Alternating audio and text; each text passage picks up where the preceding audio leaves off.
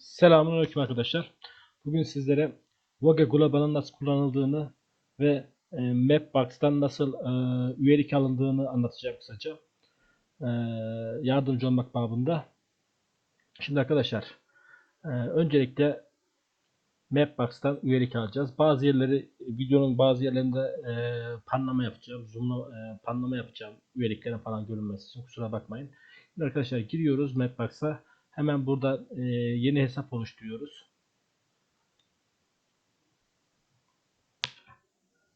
Ben deneme hesabı yapıyorum burada hemen. Size göstermek açısından. Üyeliğim var zaten.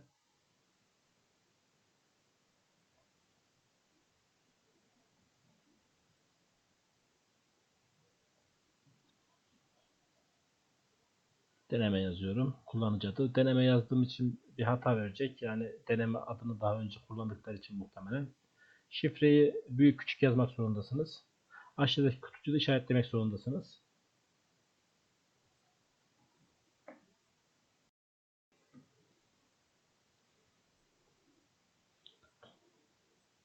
Buradan şifre oluşturuyoruz. Muhtemelen deneme kullanıcı adı yanlış olduğu için veyahut da daha önce kullanıldığı için şey yapmıyor. Ben 1, 2, 3, 4, 5 yapıyorum. Bu arada videoyu ben telefondan çektim. Ekran görüntüsünden. Daha sonra şey oldu. Çektiğim için bir sesle şey olur. Evet, buraya tıkladıktan sonra hesap oluşturduktan sonra bu ekran geliyor bize. Bu ekranda ne oluyor? Bu ekranda bizden kredi kartı bilgileri istiyor. Bu kredi kartı bilgilerine gireceğiz. Ben ne yaptım? Sanal kart oluşturdum. Sanal kartı buraya yazdım bilgilerini. E, Bilgilerini yazdıktan sonra da sanal kartımı iptal ettim. Ama üyeliği almış oldum. Siz de bu şekilde yapabilirsiniz. İptal ettirmeseniz de olur sanal kartı. Zaten hepsini banka uygulaması üzerinden yapıyoruz. Buraya bilgileri yazıp hesap oluşturduktan sonra bir sonraki ekrana geçecek şimdi videomuz. Oradan devam edeceğim. Kayıtlı bir hesabı gösterecek benim. Evet. Üyelik aldıktan sonra bu öyle bir ekranımız gelecek bizim ekranımıza. Yani bu benim kayıtlı olduğum şey. Üyelik. Böyle gösteriyorum. Ne yapacağız burada? Sol taraftaki üstten jetonlara tıklayacağız. Buradan jeton oluştur diyeceğiz.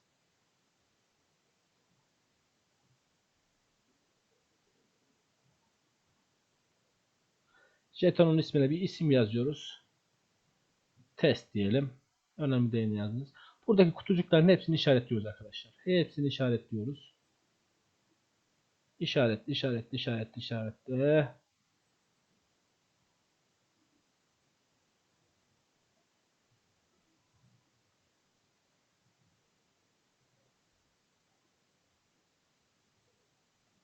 Jeton oluştur. Bundan sonra panlama olacak arkadaşlar. Bilgilerin görünmemesi için. Ama ben size olayı anlatacağım. Burada şifreye girecek. Şifreyi giriyoruz. Hani üyelik almıştık ya Maxbox'tan. O şifreyi istiyor bizden. Şifreye giriyoruz. Enter'lıyoruz.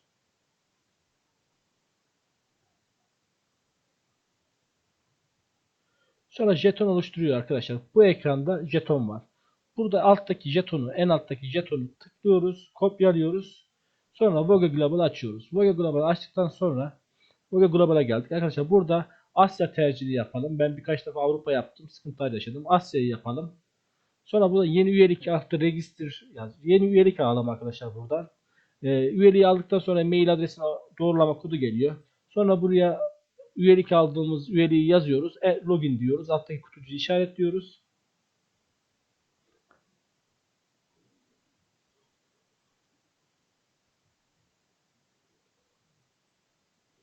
Üyeliğimizi yazıyoruz. Kutucuğu işaretliyoruz. Yine enter deyip Vogue Global'a giriyoruz. Dediğim gibi Asya olacak.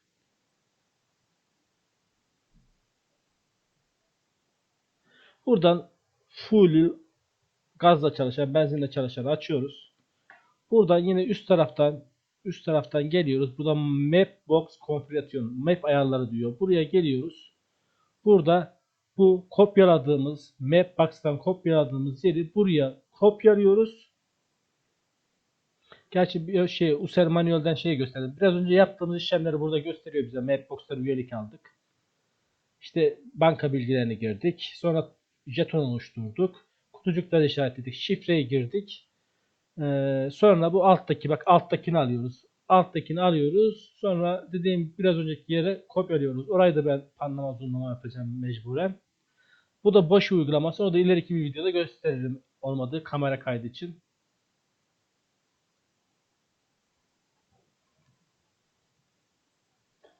Dediğim gibi Mapbox konfigürasyona buraya yazıyoruz. O kopyaladığımızı şuraya kopyalıyoruz. Üstte save yazıyor. Save'e tıklıyoruz. Orada bir İngilizce kelime çıkacak. Operatör bilmem ne, tamamdır. Bundan sonra geliyoruz. Geri geliyoruz. Navigasyon yazıyor ya. Oraya basıyoruz. No diyoruz. Motorun başında değilsek. Ben motorun başında olmadığım zaman yaptım. Sonra map otomatikman açılıyor.